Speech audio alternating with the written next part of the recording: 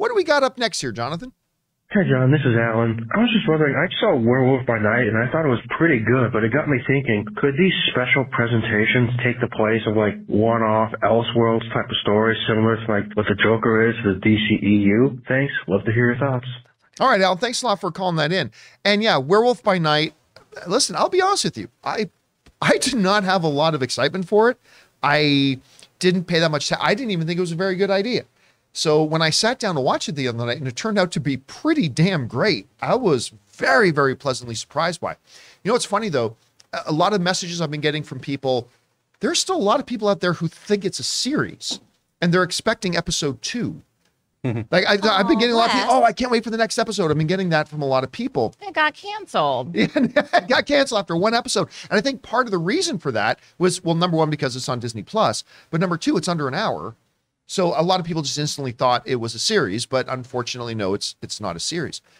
But what it does do is something that I've wanted the MCU to do for a long time, which is tell some truly isolated, self-contained stories where the hands of the creators are not being handcuffed to the continuity of all the 1,000 million moving pieces of the MCU. Well, he can't do that because in Ms. Marvel episode 4, this happened, so that's a contradiction to canon. So yeah, impression of me. I've always loved this idea of doing that because DC has been doing it, like you said. Joker, and look at the results. $1 billion film, an Academy Award nomination for Best Picture, an Academy Award win for Joaquin Phoenix.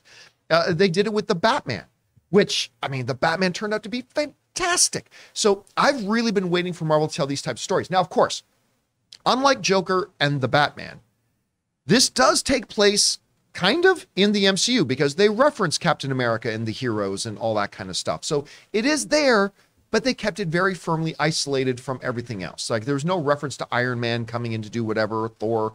So it was very much self-contained, even though they threw in a little bit of things there that, you know, this is a part of the wider MCU world. I would love Marvel to take the success of Werewolf by Night and say, let's do more of this. Let's tell some creative stories that are not going to be handcuffed by what's going on in the big shared cinematic universe. Some great self-contained story where we can have the characters do whatever we want them to do, tell whatever kind of story we want to tell, because you simply can't do that in the MCU if you're a filmmaker anymore. So I think it would be wonderful. Will they do it?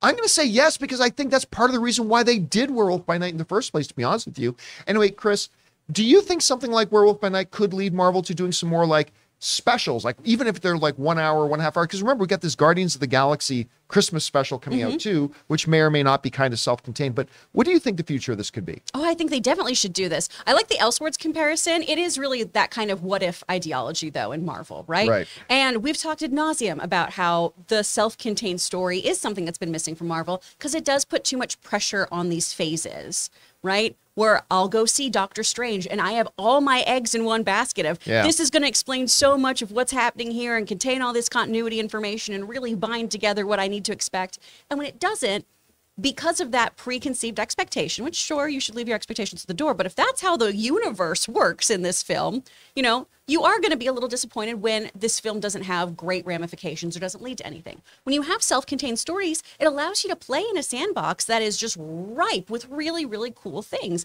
You can kill off people willy-nilly. You can do all kinds of bananas-ass shit that does not have any long-term ramifications, and that's much more fun a lot of the time, too. Now, I do think ultimately Werewolf by Night will have some connections because we're bringing the supernatural. Oh, absolutely, yeah. Well, eventually we're bringing in the supernatural. I know Blade's coming out in 50 years. It's going to be exciting. But allegedly. But I think doing more of these self-contained stories is a really great idea because then you get into all the weird, funky B-side aspects of Marvel, and that stuff is delicious. Aaron, what do you think about this? Is this something they could use as a template to tell more self-contained stuff, or do you think this is just what it was? It was just a really cool one-shot special, and we shouldn't read too much into it. I think we can absolutely look at this as a template for the future, and I think it's a great move by the MCU because part of the way of relevance is not just to appease the people who are already who are already invested, the fans who already are going to watch every MCU film that comes out and are already going to be, setting their live stream to be ready to watch every, show as it comes out the second that it, and is going to be invested in every episode. But you also have to constantly be bringing in new viewers. And one of the biggest issues that I hear from people who have not watched watched Miss Marvel or WandaVision or Loki or any of the shows in the MCU, one of the biggest barriers to entry is, I'm so overwhelmed. I wouldn't even know where to start. Do I have to watch XYZ before I watch blank? And so when you have something like Werewolf by Night, let's say that someone isn't necessarily interested in the MCU and they're like, I'm not really interested in superheroes, but I really love the movie Double Indemnity, which is one of the greatest film noirs, films of ever. I love film noir. Oh, well, then you should check out Werewolf by Night. Oh, I loved American Werewolf in London. You should check out Werewolf by Night. It's a great entry point for people who might be able to connect it to another genre that they're already fans of, instead of just saying, oh, it's part of the MCU, and then them feeling intimidated or overwhelmed that you have to watch the entirety of it. It's a great entry point for people to have just a one-off. And as Chris was saying, not only do you get to play with characters, you get to play with genres as we're seeing in this film noir 1940s period type thing. Whether that's, canon to the comic books or not, it really is a specialized way of filmmaking that allows also a director to work in a world that's not already cookie cutter from someone else's vision. And it was a great starting point for Michael Giacchino, who this was his real first directorial thing, to do something so stylized and something kind of isolated.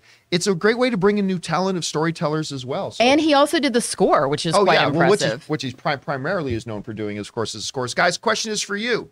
What do you think about that? Do you think that Werewolf by Night can kind of open the door a little bit for Marvel to tell some more self-contained stories? Maybe not 100% self-contained like the Joker and the Batman was, but maybe a little bit more freedom to the filmmakers. Whatever you guys think, jump down to the comment section below and let us know your thoughts. Guys, we want to take a second to thank the sponsor of this video, Mint Mobile. Mint Mobile offers premium wireless starting at just $15 a month. And now for the plot twist. I'm just kidding. There isn't one. Mint Mobile just has premium wireless from $15 a month. There's no trapping you into a 2-year contract or opening the bill to find all these crazy fees. There's no luring you in with free subscriptions to streaming services that you'll forget to cancel and be charged full price for. With my old wireless provider, every month when I opened the bill, it was like playing roulette. I never knew how big the bill was going to be, and it always seemed to get bigger. With Mint Mobile, it's totally different. I know exactly how little I'm paying every month, and there's never any surprises. Mint Mobile gives you the best rate whether you're buying for one or a family. And at Mint Mobile, families start at just 2 lines. All plans come with unlimited talk and text plus high-speed data delivered on the nation's largest 5G network. And guys, you get to use your own phone with any Mint Mobile plan and keep your same phone number along with all your existing contacts. So transferring over couldn't be easier. So to get premium wireless from just $15 a month and no unexpected plot twists, go to mintmobile.com/Campea. That's mintmobile.com/Campea. You'll make your wallet very happy at mintmobile.com/Campea.